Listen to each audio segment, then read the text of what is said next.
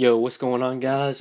Today I'm going to be giving my NBA DraftKings picks for Thursday, October 19th. We've only got a 3-game slate on this Thursday, so this video is going to be pretty quick. Just going to go through each position, hit on some plays I like.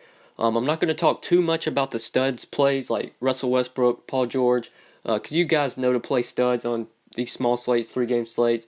Mostly going to hit on some value guys, sort of the guys like 7K and under that I like, that you can pair with those stud plays. I don't have to tell you to play Russell Westbrook on a 3-game slate. You should already know that. So going to hit on mostly value plays at each position. Always take note that these videos are recorded the night before, so things could happen. Guys could get injured throughout the day, or if they're on a back-to-back, could get injured the night before. So be sure to take note of that. I do record all my videos the night before. These are just my quick early looks at the slate. This is my first time looking at this slate, so just going to give you some guys that I see that stand out to me that I'll be definitely rostering into my lineups today. But yeah, let's go ahead and get started looking at point guard. Alright, so at point guard, up top, we've got Russell Westbrook. Like I said, I'm not going to talk too much about the stud. You should already know to play Russell Westbrook. He's a great play if you can fit him in. He's definitely not going to be the Russell Westbrook last year that averaged a triple-double, was averaging like 60 DraftKings points. I don't think he's going to do that this year, but he'll still be very productive. He's probably worth that 11K price tag on a 3-game slate. You can definitely fit him in. But looking at the cheaper guys I like, really like Lonzo Ball here at 6,800, making his debut, his regular season debut for the Lakers. It is going to be a pretty tough matchup. He will be matched up with Patrick Beverley if Beverley plays. Beverley is currently questionable, but from what I'm seeing, it does look like that Beverley is going to play. So that is a tough matchup for Ball. But he's just so heavily involved in this Lakers offense that he has such a high usage rate. He's sort of a guy that can just do everything, get you assists, get you points, can definitely grab some rebounds as well. And at just 6,800, I think he is a really good play at the mid-range. If you are wanting to target the mid-range of point guard, Lonzo Ball, a guy I really like here, making his debut. I think he's going to play very well. I think Lonzo Ball is definitely going to live up to the hype. I think he's going to have a great year. He's a guy I will be definitely targeting in some lineups today. At 6,800, even though he'll be matched up with Patrick Beverley, and Beverley is a really good defender, still like Lonzo Ball here at 6,800. And then looking towards a value tier at 5K, love this spot for Lou Williams, going up against his former team, the Lakers. There are a ton of narratives on the slate, just guys going up against their former team. Melo's getting to face the Knicks today, and his Cantor's getting to face OKC. Lou Williams getting to face the Lakers, who he played for last year. So a lot of players are facing their former teams, so they all have that narrative going for him. Lou Williams is one of those guys going up against his former team in the Lakers. Love the spot for Lou Will in a fast-paced game that should be pretty high scoring. We know the Lakers, they push the ball, they play at a very fast pace, not very good defensively. So a good spot for Lou Will in a game he should play well in. Since it is fast paced, that sets up really good for Lou Will since he is a good scorer. Scoring the ball is what he's best at, and in a high tempo game, he should definitely be able to do that. So I like Lou Williams as a value play today at 5K. Definitely a guy I will be charting at point guard if I'm looking for a cheap point guard. And another cheap point guard I like is Jordan Clarkson at 4,300. He will be coming off the bench for the Lakers, but he's going to be a guy that sees a ton of usage when he comes off the bench. And he will be heavily involved, even though he is coming off the bench. Should definitely be able to score fantasy points, even though he's coming off the bench. And should still see plenty of minutes. So Jordan Clarkson, you're looking for a cheap point guard on the slate. Don't mind him here at 4,300. He will be able to go up against the second unit for the Clippers. So I'd imagine he's going to be able to avoid Beverley, who is a good defender. So Jordan Clarkson, another guy I will be charting. If I'm looking for a cheap point guard, I also like him at 4,300. But yeah, those are just some point guards I like. Like I said, it is a 3-game slate, so obviously there's not a ton of options. Just kind of have to pick and choose here and there. Obviously, you're going to want to pay up for the studs like Westbrook, but find some good value plays. Obviously, you're going to need that if you want to pay up for those studs. So that's mainly what I'm going to hit on each position is sort of some cheap guys I like. But yeah, that's pretty much it for point guard. Let's go ahead and move on to shooting guard. All right, at shooting guard, up top, we've got DeMar DeRozan at 8,300 going up against the Bulls.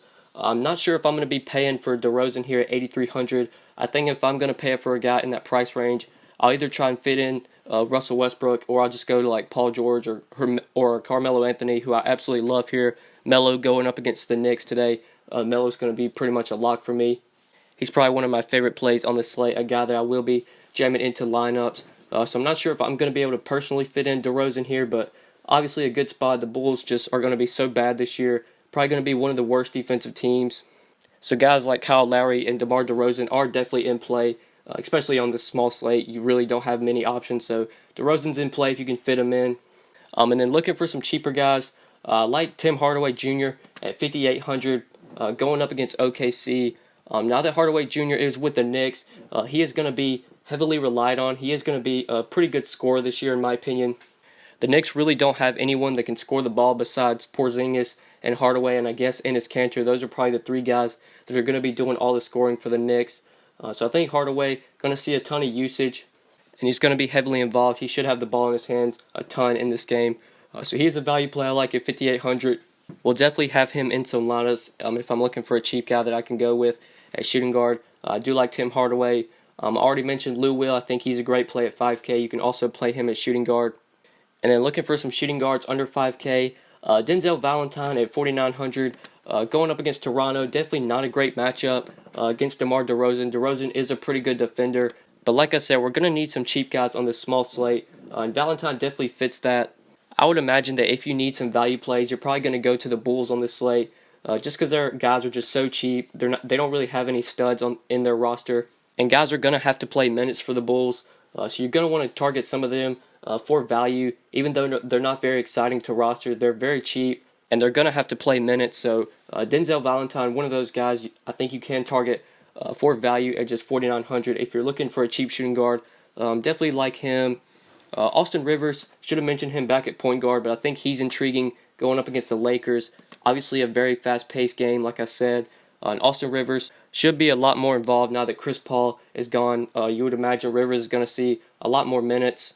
It looks like he is going to be starting at shooting guard, and Beverly's going to be starting at the point for the Clippers. So we know Rivers is going to see a ton of minutes, and going up against a Lakers team that plays very fast-paced, doesn't play very good defense. Good spot for Austin Rivers. Good spot for some of these Clippers guys, and they are pretty cheap. Besides the guys like Blake and DeAndre, the backcourt like Patrick Beverly, Austin Rivers, these guys, good value plays if you need them. So like Austin Rivers at shooting guard, definitely a guy I will be targeting for value. And I already mentioned Jordan Clarkson. He's shooting guard eligible as well. Like him for value as well. But yeah, that's pretty much it for shooting guard. Those are just some shooting guards I like. Quickly looking at this slate, those are guys that I will be targeting. But yeah, let's go ahead and move on to small forward. Alright, so at small forward, DeRozan is eligible here. He is the top small forward, 200 more than Paul George. I already talked about DeRozan, so let's go ahead and move on to Paul George. Paul George obviously in play, but if I'm going to be getting some exposure to OKC, it's going to be with Carmelo Anthony. I think Melo's just a stone lock. I feel like this is the same situation with Kyrie. I just love rostering guys when they have a narrative going. Melo's going to be able to face his former team, the Knicks, who he didn't really like playing for. The Knicks really didn't have a chance to compete in the postseason, didn't really have a chance to compete for the championship. Carmelo wanted out of there, wanted to play for a team that could compete and win a championship. Now he's with OKC. So Melo definitely in a good spot. The Knicks are not going to be a very good defensive team, and I would imagine this game's going to be played at a pretty fast pace. And I'd imagine also that anytime Melo gets his hands on the ball, he's going to want to shoot it here. So absolutely love him at 7,200. He's probably my favorite overall play on this slate. I just think he's going to try and shoot every time he gets the ball. When Melo gets hot, the dude can definitely put up the points. So I love him at 7,200. My favorite overall play on this slate, my favorite small forward in that price range. But looking for some cheaper guys, definitely like Danilo Gallinari, 6,200. If you don't want to pay up for Melo, which is something I don't recommend, I think Melo is just a good play here. But Gallinari at 6,200, definitely in play against the Lakers, a team that, like I said, just doesn't play good defense. They play very up-tempo. A lot of their games are very high-scoring. And I would imagine that this game's going to be pretty high-scoring as well. So you can get some exposure to the Clippers here. I think Gallinari definitely in play at 6,200. And then under 5K, wanted to mention Kyle Kuzma at 4,800. This guy had a very good preseason. I know the few times that I played preseason DFS, definitely had Kuzma in some of my lineups. And this guy has a ton of upside. He can provide you points a variety of ways, can score the ball, can rebound, can assist. So he is a valuable option here in my opinion if you are looking for a cheap small forward. I like him at 4,800. And then one more small forward under 4K that I like for value is Michael Beasley, 3,900, going up against OKC. Really like Michael Beasley here. It looks like he is going to be the starting small forward for the Knicks. And anytime this guy gets minutes, he's going to produce. He loves to shoot the ball. Anytime he gets the ball in his hands, he's going to shoot. He can also provide you fantasy points through rebounds. He can definitely rack up the rebounds, get you some assists as well. So if you are looking for another cheap small forward like Michael Beasley at 3,900, I feel like he might be a popular value play here if he's in the starting rotation or if he's in the starting five, which it looks like he is going to be. So if you are looking for another cheap small forward like Michael Beasley at 3,900, yeah, that's pretty much it for small forward. Let's go ahead and move on to power forward. All right, so up top at power forward, we've got Blake Griffin at 9,600. Definitely like this spot for Blake if you want to pay up for him. Great matchup against the Lakers. And you know Blake's going to be heavily involved. Now that CP3's scoring ability is gone, Blake's going to be heavily relied on to score the ball a ton. He's pretty much the number one guy for the Clippers. So I love him here at 9,600. If you want to pay up for him, definitely in play. I said I wasn't going to talk too much about the studs, so just know that it is a great spot for Blake Griffin. So he's a good play. Porzingis, another good play at 7,700. He's going to be heavily involved now that Melo is gone. We know last year when Melo wasn't playing, Porzingis had some really good games. And now that Melo's out of there, he's going to be pretty much the number one guy for the Knicks. So obviously Porzingis is a great play.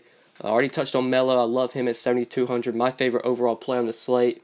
And then another guy that has a revenge narrative, Enes Kanter, 5,600, going up against his former team and the Thunder. I believe I saw this on Twitter around the time that Kanter got traded. He tweeted out something about how he loved OKC so much. I believe he wrote like this long letter about OKC a couple days before he wound up getting traded, so definitely not good for him. I would imagine he's a little salty that he got traded, and especially after he wrote that long note about how much he loved playing for the Thunder. But yeah, it is a revenge game for Kanter, and I would say that he's probably going to be heavily involved. He's probably the number 2 scorer, him or Hardaway, behind Porzingis, the number 2 scorer for the Knicks. And we know when Kanter gets minutes, he can definitely produce, and you would think he's going to play a ton of minutes for this Knicks team. It just doesn't really have anybody else. So Enes Kanter, definitely a power forward that I will be targeting here at 5,600. I think he's definitely in play. And yeah, that's pretty much it for power forward. Those are just a couple power forwards I like. I love Blake Griffin up top if you want to pay up for him. Carmelo, I've already mentioned him. I think he's a great play. Enes Kanter, I really like if you're looking for a mid-tier power forward. I think he's in play. I think he's in play at 5,600. And then I touched on some of these other guys that are power forward eligible, like Kuzma, Beasley. Mentioned these guys earlier, but you can also play them at power forward if you need value. But yeah, let's go ahead and move on to center. All right, so at center, a couple guys I want to hit on here. The first guy, DeAndre Jordan at 7,500. Think he's a great play here going up against the Lakers. He is also going to be relied on a lot more this year for his scoring now that CP3 is gone. He may not be able to get the lobs like he did last year, but he will still be relied on for scoring. You know he's going to definitely grab the rebounds. He's pretty much a lock for 10 rebounds every night. So DeAndre Jordan, obviously a good play at 7,500. Brook Lopez, definitely a good play as well at 6,500. If you are looking in that mid-tier, I like him. He will for sure be on my radar if I'm looking at that price range. Also like Steven Adams at 5,700 going up against the Knicks. Now that Enes Kanter is gone, Adams should have to play a pretty heavy role and should see pretty heavy minutes just about every night. And this is obviously a good matchup against the Knicks, who are just not good defensively, especially against the center. They were terrible defensively against centers last year. Nothing has changed here. So Steven Adams, a value play I like, or sort of a mid-tier value play I like at center. I think he's definitely in play at 5,700. And I also like Robin Lopez at 5,200. Lopez is going to be pretty heavily involved with the Bulls. He's going to be relied on a ton for scoring and rebounding. The Bulls pretty much have no one else that can score the ball for them. Lopez might be their best player, honestly. It isn't the best matchup against Toronto. They are pretty stout against the center. Ibaka's pretty good defender. Joe Val's pretty good defender. But when Ibaka and Joe Val are out there on the court, the Bulls are going to need Lopez out there for his size. And when Lopez is out there, he can definitely grab you rebounds and score the ball. So I like him at center. Another value play, I think, will definitely be on my radar here at 5,200. But yeah, that's pretty much it for center. That's pretty much it for this video. Thank you guys so much for watching. Make sure you drop a like on the video. And if this is your first time on my channel, please be sure to subscribe. I do upload these NBA videos daily, along with NFL videos. So if you are new to the channel, make sure you subscribe so you'll never miss out on any new videos. But yeah, guys, that's pretty much it. Thank you so much for watching, and we will see you in the next video. Good luck tonight, guys. Peace. Whoa, whoa, whoa, whoa, whoa, whoa, whoa, whoa, yeah, she shaking fast, yeah, she dropping slow, What? Yeah, neck on fro. Whoa, whoa, whoa, whoa, whoa, whoa, whoa, whoa.